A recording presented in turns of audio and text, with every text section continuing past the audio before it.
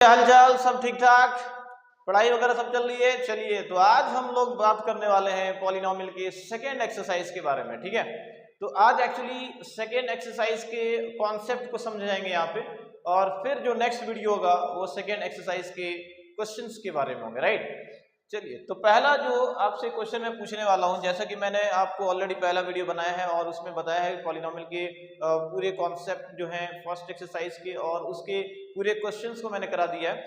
तो जरा 1 मिनट में रिवाइज कर लेते हैं क्या है। फॉर एग्जांपल मैंने p of x equal to x square minus 5x plus 3 लिख दिया, और मैंने आपसे पूछा कि बताइए ये कौन सा पॉलिनोमियल है, बताइए कौन सा पॉलिनोमियल है। तो आप बता सकते हो कि ये क्वाड्रेटिक पॉलिनोमियल है, because highest power of the variable क्या है, यहाँ पे 2 है। देख लीजिए x का पावर 2 x का पावर 1, तो यहाँ पे हाईएस्ट पावर 2 है, इसलिए इसको बोलेंगे क्वाड्रेटिक पॉलिनोमियल। आपको मैंने पूरा डिटेल समझाया हुआ है फर्स्ट वीडियो में। अगर मान लीजिए x का power 3 minus 7x square plus 9 है, अगर हमने पूछा बताइए डिग्री क्या होगा, तो आप आराम से बोलोगे x का पावर 3 x का पावर 2, यहाँ पे हाईएस्ट पावर ऑफ वेरिएबल क्या है 3 है, इसलिए इसका डिग्री 3 होगा। और अगर डिग्री 3 होता है तो हम इसको क्या बोलते हैं, क्यूबिक पॉलिनोमियल। क्या बोलते हैं, क्यूबिक पॉलिनोमियल। ठीक है, सो लाइक दैट बहुत सारे क्वेश्चन मैंने एग्जांपल लिए थे।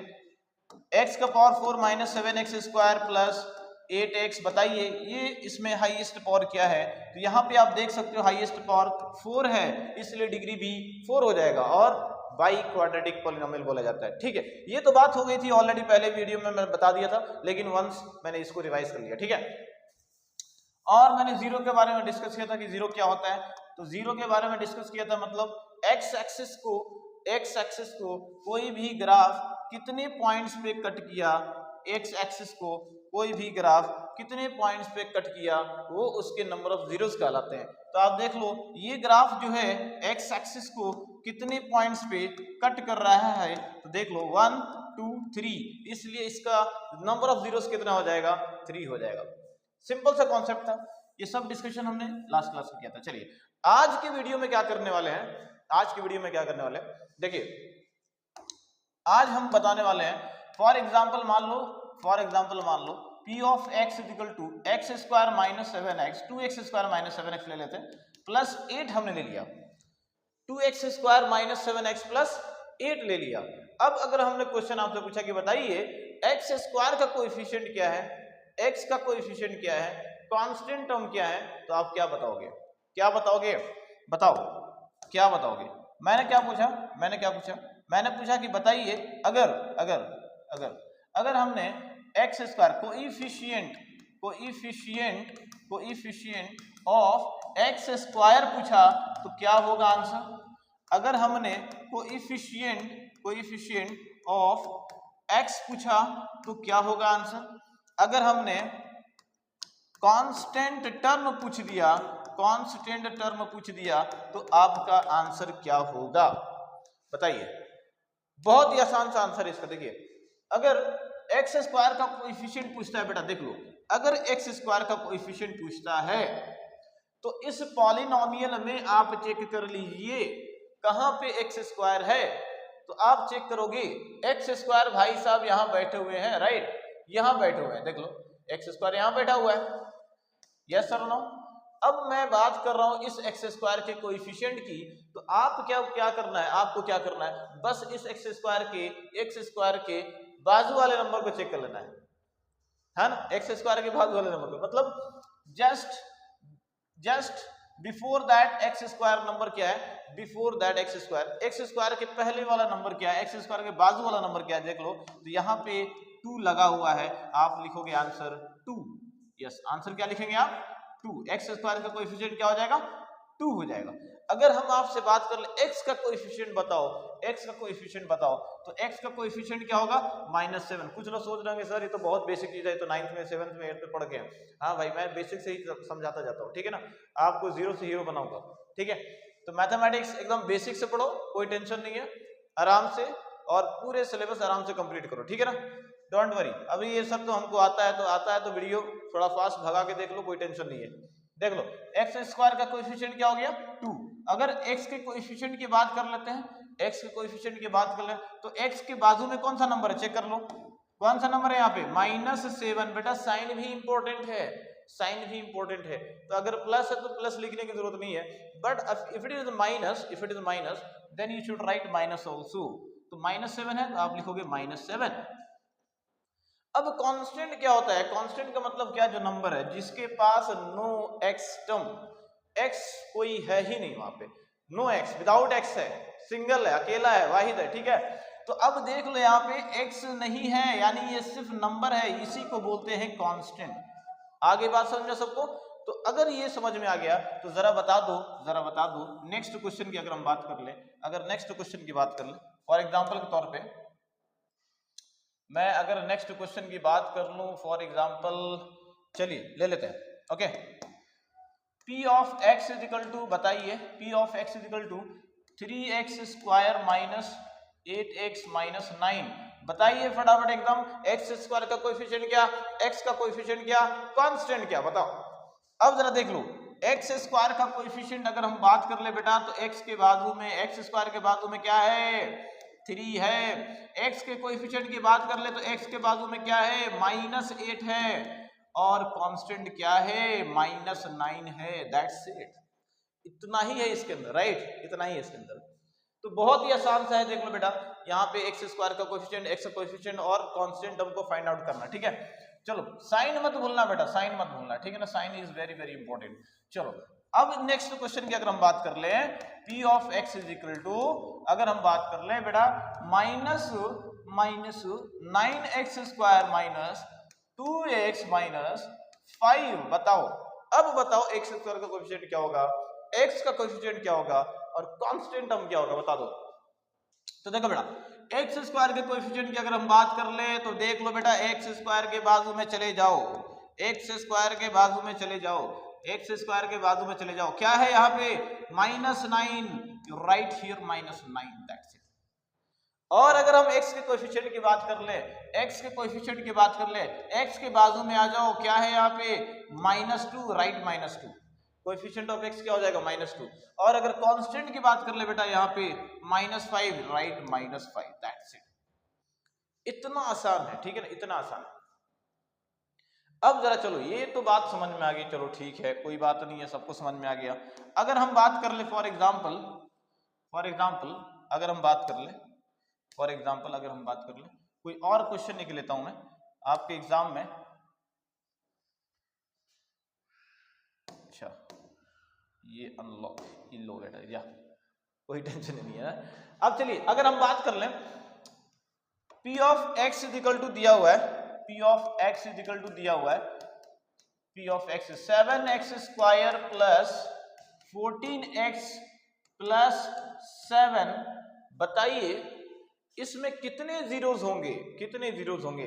तो बेटा याद रखो, जितना डिग्री है उतने जीरोस हो जाएंगे, जितने डिग्री उतने जीरो। कितने डिग्री है यहाँ पे 2 है, तो डिग्री 2 है, 0 2 हो जाएंगे। अब इसके 2 0 का मतलब क्या है, जरा समझ लो, 2 0 का मतलब क्या है, यहाँ पे डिग्री 2 है, 0 2 हो जाएगा।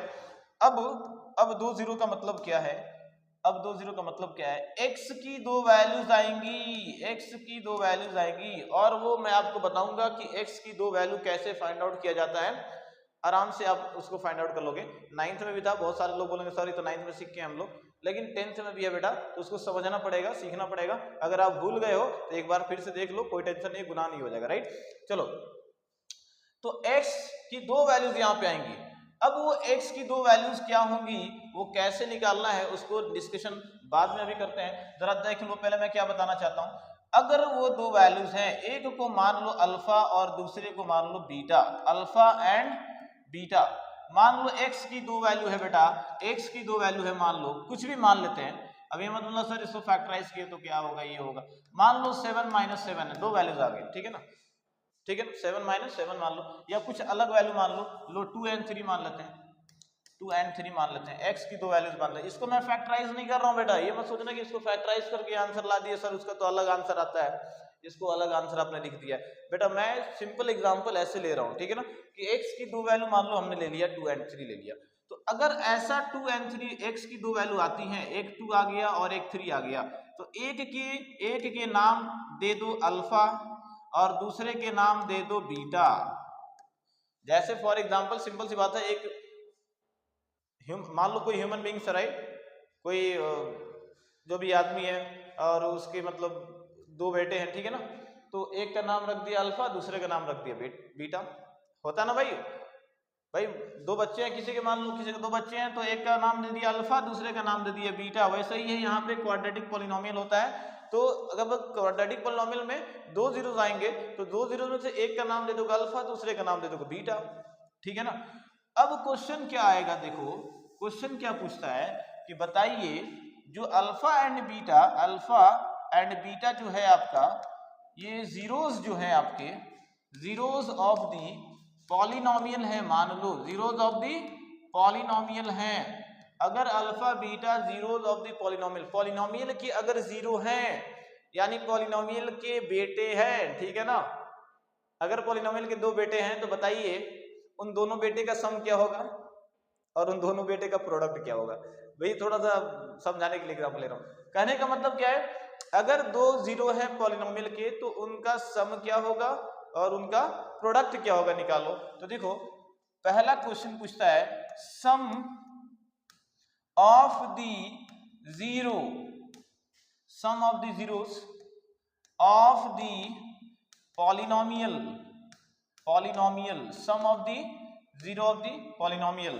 तो बेटा इसको याद रख ले, sum of the zero of polynomial का फॉर्मूला क्या होता है।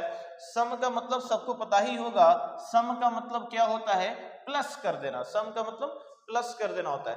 अब सम किसका करना है बेटा, जीरोस का करना है, जीरो नहीं जीरोस, यानी दो जीरो आएंगे यहाँ पे, दो जीरो अल्फा एंड बीटा आएगा, तो उसका जीरोस का सम मतलब alpha plus beta, alpha plus beta. Plus का मतलब होता है सम, प्लस का मतलब होता है सम, और अल्फा बीटा लिया मतलब ये दो जीरोस हैं, राइट। तो इनका सम जो होता है formula minus B by a होता है। इसको भाई दिमाग में बिठा लो, याद कर लो, alpha plus beta minus B by a, alpha plus beta minus B by a. अब ए बी सी ये क्या है आपको मैं थोड़ी ही देर में समझा दूंगा, तो पहले याद रख लो अल्फा प्लस बीटा क्या होगा, माइनस बी बाई ए होगा, not plus, minus B by a होगा। सेकेंड क्या होता है फॉर्मूला आपका, सेकेंड क्या होता है जरा देख लो, सम हो गया। अब product of the zero, product of the zeros of the polynomial. भाई हम पॉलिनोमियल चैप्टर कर रहे हैं ना, तो पॉलिनोमियल की बात करेंगे, ठीक है ना। चलो तो product of the zeros of the polynomial, अभी हमने सम निकाला, अब क्या निकालोगे, प्रोडक्ट निकालोगे।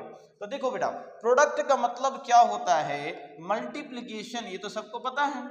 सम का मतलब एडिशन, प्रोडक्ट का मतलब मल्टीप्लिकेशन। अगर दो नंबर को मल्टीप्लाई करना चाहो, जैसे अगर मान लो हमने जीरोस यहाँ पे नाम लिया, अल्फा एंड बीटा जीरोस का हमने नाम लिया, जीरोस का नाम क्या है, अल्फा एंड बीटा है, तो इनके प्रोडक्ट को लिखना चाहो तो कैसे लिखोगे, आप लिखोगे अल्फा इंटू बीटा, ऐसे लिखोगे ना यार, yes sir no, alpha into beta लिखोगे ऐसे।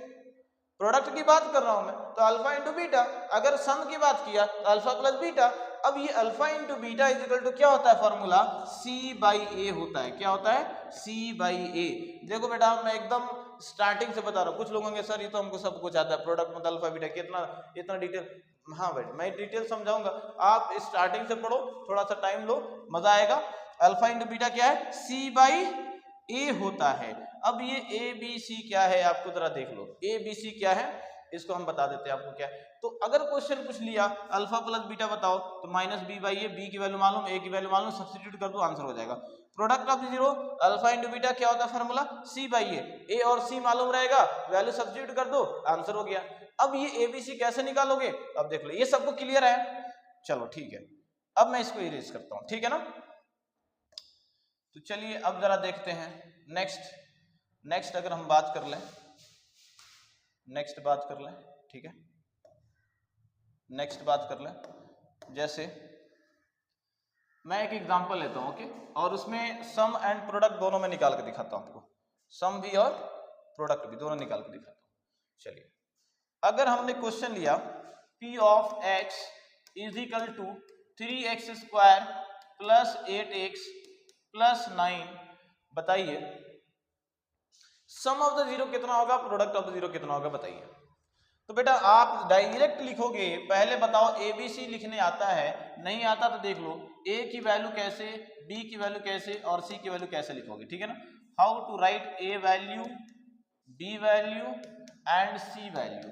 तो देखो बेटा, एक्स स्क्वायर का कोएफिशिएंट जो होता है वो A कहलाता है, और x का कोएफिशिएंट जो होता है वो b कहलाता है, और कांस्टेंट c कहलाता है। इसलिए सबसे पहले आपको हमने बताया कि एक्स स्क्वायर का कोएफिशिएंट कैसे निकालो, x का कोएफिशिएंट कैसे निकालो और कांस्टेंट कैसे फाइंड आउट करो। अब बहुत आसानी से बोलोगे a मतलब एक्स स्क्वायर का कोएफिशिएंट। अब बता दो जरा एक्स स्क्वायर का कोएफिशिएंट क्या है, ये प्यार से बोलोगे 3, और b मतलब x का कोएफिशिएंट, x का कोएफिशिएंट क्या है, +8 है, तो no need to write plus here, just write 8, nothing is plus माना जाता है। c मतलब कांस्टेंट, हम देख सकते हो +9 है तो 9 लिख दिया। क्या डिफिकल्ट है, आसान है। चलो अब पहला क्वेश्चन है सम ऑफ द जीरो निकालो, दूसरा क्वेश्चन है प्रोडक्ट ऑफ द जीरो निकालो। तो चलो, सम ऑफ द जीरो का मतलब क्या, अल्फा प्लस बीटा और minus B by a formula होता है। सम ऑफ द जीरो मतलब alpha plus beta, product of the zero मतलब अल्फा इंटू बीटा। चलो, तो alpha plus beta minus B by a होता है। अब जरा बता दो, माइनस का माइनस लिख दिया, फॉर्मूले का माइनस, और बी क्या है आपका, बी आपका है 8 और ए कितना है, ए है आपका 3, तो हमारा फाइनल आंसर क्या हो जाएगा, अल्फा प्लस बीटा हो जाएगा -8/3। क्या डिफिकल्टी है यहाँ पे, कितना आसान सा है, राइट। अब बता दो प्रोडक्ट ऑफ द जीरो, भाई प्रोडक्ट का मतलब मल्टीप्लिकेशन, तो प्रोडक्ट मतलब मल्टीप्लिकेशन मतलब अल्फा इंटू बीटा, और अल्फा इंटू बीटा का फॉर्मूला बता रखा हूं c/a, अल्फा इंटू बीटा क्या होता है, c/a। अब बताओ जरा यहाँ पे c की वैल्यू कितनी है, c की वैल्यू कितनी है 9, और a की वैल्यू कितनी है, a की वैल्यू है 3। अगर ये सिंप्लीफाई होता है तो सिंप्लीफाई कर दो इसको, अगर सिंप्लीफाई होता है तो सिंप्लीफाई कर दो। अब जरा देखो, ये 3 1 जा 3 3 जा, तो यानी 3 डिवाइडेड बाई 1, नथिंग मीन्स 3 हो जाएगा। इतना आसान है बेटा, ये समझ में आ गया सबको, कितना आसान है, ठीक है। चलो, ऐसे ही बहुत सारे क्वेश्चन आपको आ सकते हैं सॉल्व करने के लिए, ठीक है। तो जरा देख लो, और कुछ क्वेश्चन लेकर करा दूं आपसे, हाँ देख लो, तो और 2-3 क्वेश्चन करा देता हूं फिर उसके बाद से, ठीक है। देखिए, मान लीजिए फॉर एग्जांपल मैं डेटा चेंज करता हूं, 4s square minus 4s plus 1 मान लो, ठीक है ना। मैंने बोला कि बताओ अल्फा प्लस बीटा कितना, अल्फा इंटू बीटा कितना, यानी सम ऑफ द जीरो कितना है, प्रोडक्ट ऑफ जीरो कितना है, बता दो। तो बेटा फॉर्मूले याद होने चाहिए, alpha plus beta minus B by a, alpha into beta c by a, बस हो गया, बल्ले बल्ले। देख लो यहाँ पे माइनस बी बाई ए, तो माइनस का माइनस, अच्छा पहले आप एबीसी लिखोगे, पहले आप एबीसी लिखोगे, ए की वैल्यू, अब देखो पहले था x, अब है s, तो पहले x था तो आप x स्क्वायर के कोएफिशिएंट को देख रहे थे, अब इंस्टेड ऑफ x s है, s, ठीक है ना। तो देखो यस है, तो अब यस स्क्वायर के कोएफिशिएंट को देख लो, यस स्क्वायर का कोएफिशिएंट 4 है तो a की वैल्यू 4, ठीक है। अब s का कोएफिशिएंट क्या है, -4, तो आप लिखोगे b की वैल्यू -4। अब c की वैल्यू क्या हो जाएगी, कांस्टेंट 1। अब जरा बता दो, माइनस का माइनस लिख दिए, b की वैल्यू क्या, b की वैल्यू क्या बता दो, b है आपका -4, तो b की जगह डालोगे -4 डिवाइडेड बाई a की वैल्यू क्या है 4, तो 4। अब जरा बता दो, minus into minus, minus into minus plus हो जाएगा, माइनस इंटू माइनस प्लस हो जाएगा, ठीक है ना। Minus into minus plus 4 divided by 4, ये कैंसिल करोगे आंसर क्या आएगा 1, यानी अल्फा प्लस बीटा कितना हो जाएगा 1 हो जाएगा। अगर हम अल्फा बीटा की बात कर ले c/a, एकदम आसान, c की वैल्यू 1, a की value 4, alpha into beta 1/4, that's it. इतना सिंपल क्वेश्चन आता है, ठीक है ना, इतना आसान सा आता है। चलो अब जरा एक और क्वेश्चन ले लेते हैं, एक और क्वेश्चन ले लेते हैं, ठीक है। मान लीजिए for example p of x, ठीक है ना, p of x, p of x भाई यहाँ पे आप x ना s लगा लिया करो, क्योंकि मैंने s के टर्म में यहाँ पे लिया ना, तो यहाँ पे x ना लगा के s लगा लोगे, ठीक है ना, इसलिए मैंने बैक गया, मेरे को याद है शायद मैंने इंस्टेड ऑफ s मैंने x ले लिया, ठीक है। चलो अब नेक्स्ट हम आ जाते हैं, नेक्स्ट क्वेश्चन पे आ जाते हैं, ठीक है। चलिए तो नेक्स्ट क्वेश्चन कर लेते हैं। मान लो p of x is equal to, आपको मैंने दे दिया 8x² माइनस 2x माइनस 3, बताइए अल्फा प्लस बीटा यानी sum of the zero and alpha into beta यानी प्रोडक्ट ऑफ जीरो क्या होगा। तो सबसे पहला काम बेटा क्या, a वैल्यू, b वैल्यू और c वैल्यू निकालना होता है। a की वैल्यू क्या होगी, x² का कोएफिशिएंट 8, b क्या होगा x का कोएफिशिएंट -2, c क्या होगा -3, कांस्टेंट हो जाएगा। समझ में आ गया। अब जरा देखो अल्फा प्लस बीटा हमने बोला, अल्फा प्लस बीटा हमने बोला -b/a, alpha plus beta -b/a, क्योंकि सम ऑफ द जीरो क्या होता है, सम ऑफ द जीरो क्या होता है -b/a होता है, प्रोडक्ट ऑफ द जीरो क्या होता है c/a होता है। तो इतना आसान है बेटा, आप देख लो, अब देख लो यहाँ पे माइनस का माइनस लिख दिया, b की वैल्यू क्या है -2 ब्रैकेट में डालना, a क्या है 8 है। अब इसको सॉल्व कर लेते हैं, तो अब बताओ माइनस से माइनस प्लस, प्लस 2/8, अब इसे कैंसिल कर लो, 2 1 जा 2 4 जा, तो 1/4, यानी अल्फा प्लस बीटा क्या हो गया 1/4, अल्फा प्लस बीटा 1/4। अब जरा देख लो alpha into beta, alpha into beta, product of the zero जिसको बोलते हैं, प्रोडक्ट ऑफ द जीरो बोलते हैं, तो फॉर्मूला क्या होता है c/a। अब c कितना है बेटा -3, a कितना है आपका 8, ये ऑलरेडी सिंप्लीफाइड फॉर्म में है, तो इसको कुछ करने की जरूरत नहीं है। That's it your answer, alpha into beta c/a मतलब -3/8। कोई डाउट है यहाँ पे, कोई डाउट है यहाँ पे, इतना आसान है बेटा, बहुत इजी है। चलिए तो ये सारी चीजें आपको समझ में आ गई ना, क्लियर है। एक और क्वेश्चन ले लें, कितने पे स्टॉप करते हैं, चलो एक और जरा लास्ट लेके स्टॉप कर देते हैं, ठीक है ना, एक और लेके लास्ट स्टॉप कर देते हैं। अगर मान लो मैंने ले लिया p ऑफ u ले लिया 4u² प्लस 8u है, मैंने ले लिया 4u² प्लस 8u मैंने ले लिया।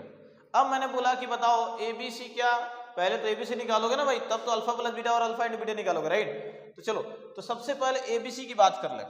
अब u है तो पूरे टर्म्स u के फॉर्म में आ गए, देख लो, तो अगर x होगा तो x के फॉर्म में, u होगा तो u के फॉर्म में, t होगा तो t के फॉर्म में, s होगा तो s के फॉर्म में, v होगा तो v के फॉर्म में, जो रहेंगे वहां पे उसके फॉर्म में लिख दिया जाएगा पॉलिनोमियल को। चलो a की वैल्यू निकाल दो, u² का कोएफिशिएंट क्या है 4 है। अरे भाई x था तो x² का कोएफिशिएंट लिख रहे थे, अब u है तो क्या लिखोगे u² का कोएफिशिएंट लिखोगे। अब b की वैल्यू निकालने के लिए क्या लिखोगे, b के लिए अब जैसे u² का, तो अब u का कोएफिशिएंट, क्योंकि हमने b वैल्यू बताया था x का कोएफिशिएंट b होता है, x² का कोएफिशिएंट a होता है, कांस्टेंट c होता है जिसमें कोई x ना हो, तो u² का कोएफिशिएंट a, u का कोएफिशिएंट b, यानी b हो जाएगा 8, और c तो कुछ है ही नहीं, c तो कुछ है ही नहीं ना, तो c नहीं है तो क्या डाल दो 0, that's it. Alpha plus beta चलो फिर से निकालें, alpha plus beta some of the zero निकालें, तो सम ऑफ द जीरो क्या होता है -b/a, -b/a, तो माइनस लिख दिया, b कितना है 8, a कितना है 4, आपका आंसर 4 1 जा 4 2 जा -2 हो जाएगा। इतना आसान सा है, अल्फा प्लस बीटा -2। अगर हम बात कर ले अल्फा इंटू बीटा यानी प्रोडक्ट ऑफ द जीरो की बात कर ले, प्रोडक्ट ऑफ द जीरो की बात कर ले, तो c/a होता है फॉर्मूला, तो c कितना है आपका 0, a कितना है आपका 4, तो बेटा आपको मालूम होना चाहिए 0/1, 0/2, 0/3, 0/4, 0/5, 0/anything, 0/anything, 0 only, 0/1, 0/2, 0/3, 0/4, 0/5, एनीथिंग क्या होते हैं, आंसर 0 होता है, तो इसलिए 0/4 0 हो जाएगा, यानी अल्फा इंटू बीटा 0 हो गया। क्या ये डिफिकल्ट है? बहुत ही आसान है बेटा, बहुत ही आसान है, ठीक है ना। इसको रिवाइज करो, अच्छे से प्रैक्टिस करो। अगर कुछ डाउट है तो कमेंट करो। और आज के लिए इतना वीडियो काफी है, और नहीं तो लंबा हो जाएगा, ठीक है। नेक्स्ट वीडियो में आपको फिर समझाऊंगा कि दैट इज सेकेंड एक्सरसाइज के बारे में, कि सेकेंड एक्सरसाइज को कैसे सॉल्व किया जाएगा। जब तक इस वीडियो को देखें, अच्छे से प्रैक्टिस करें, मेहनत करें, वर्क हार्ड करें, ठीक है ना। और अगर अच्छा वीडियो लगा तो प्लीज सब्सक्राइब करें, लाइक करें और अपने फ्रेंड्स को भी